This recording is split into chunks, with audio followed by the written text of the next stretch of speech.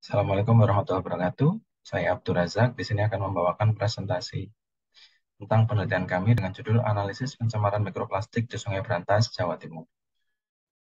Pencemaran yang terjadi di ekosistem perairan merupakan masalah yang sangat serius yang harus segera diselesaikan.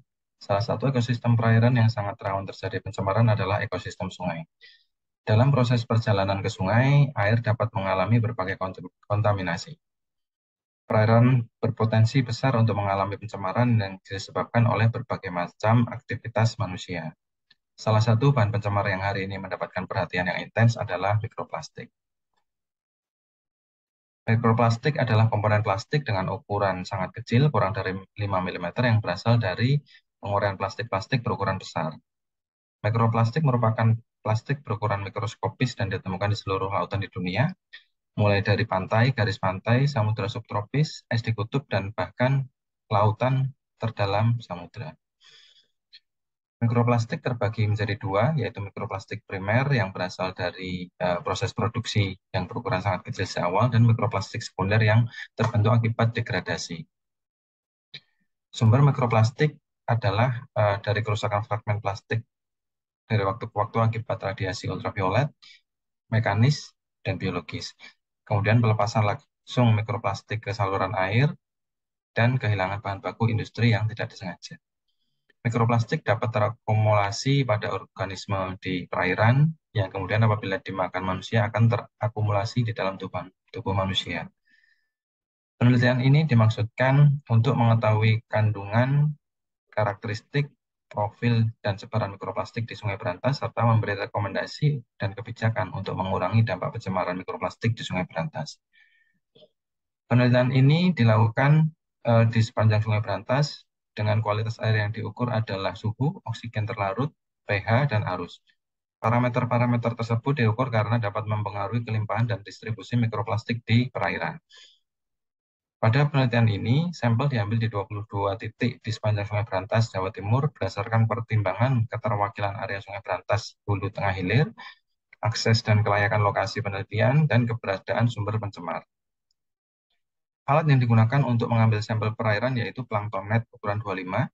Kemudian air yang diambil adalah sebanyak 16 liter pada permukaan perairan dengan menggunakan ember. Selanjutnya air disaring, kemudian disimpan di botol 600 ml. Setelah itu plankton net dibersihkan dengan air. Setelah selesai, kemudian sampel air disimpan dalam cool box untuk dianalisis di laboratorium. Lokasi pengambilan sampel tersebar seperti di dalam gambar, yaitu mulai dari Arboretum Sumber Berantas di Batu sampai dengan Bendungan Gunung Sari di Surabaya.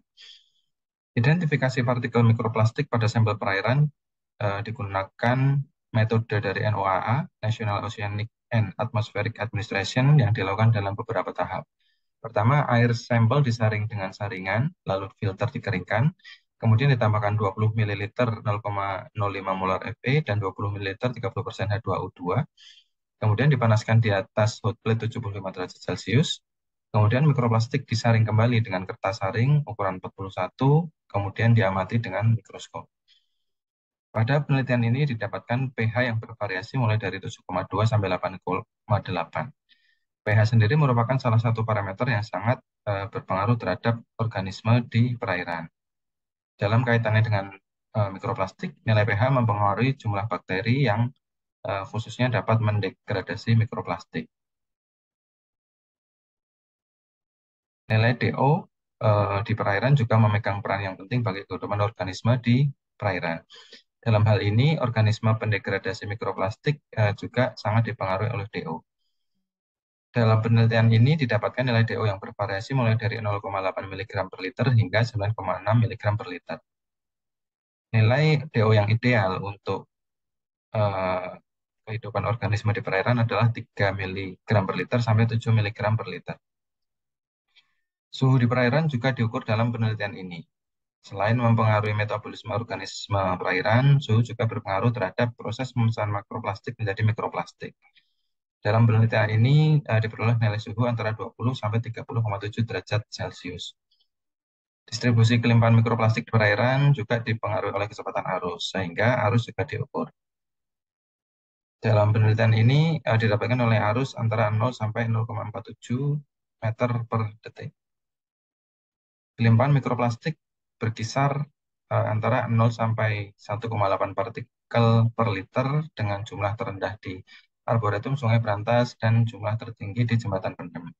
Arboretum Sungai Brantas merupakan sumber utama di Sungai Brantas dan di situ aktivitas manusia sangat minim sehingga kelimpahan mikroplastik sangat rendah. Sedangkan di lokasi lain banyak ditemukan tumpukan-tumpukan sampah yang berasal dari aktivitas manusia. Secara umum, terdapat 3 jenis mikroplastik utama yang ditemukan dalam penelitian ini, yaitu fiber, fragmen, dan film. Fiber merupakan mikroplastik yang berasal dari fragmentasi monofilamen jaring ikan, tali, dan kain sintetis. Sedangkan fragmen berasal dari fragmentasi sampah makro yang disebabkan oleh radiasi ultraviolet dan bahan yang bersifat hidrolitik. Eh, untuk mikroplastik film berasal dari fragmentasi kantong plastik dan kemasan makanan lainnya. Persentase jenis mikroplastik yang ditemukan adalah 82,5% untuk fiber, 14,3% untuk fragmen, dan 3,2% untuk film. Kontaminasi mikroplastik memiliki keunikan tersendiri jika dibandingkan dengan bahan pencemar yang lain, dikarenakan mikroplastik belum ada baku mutu yang dipersyaratkan. Berdasarkan data di dalam layar, rata-rata kelimpahan mikroplastik pada Sungai Brantas relatif lebih rendah daripada rata-rata kelimpahan mikroplastik pada penelitian lain yang telah dilaksanakan sebelumnya. Jenis polimer plastik yang ditemukan seperti pada gambar, kemudian lokasi-lokasi penelitian dari hulu sampai dengan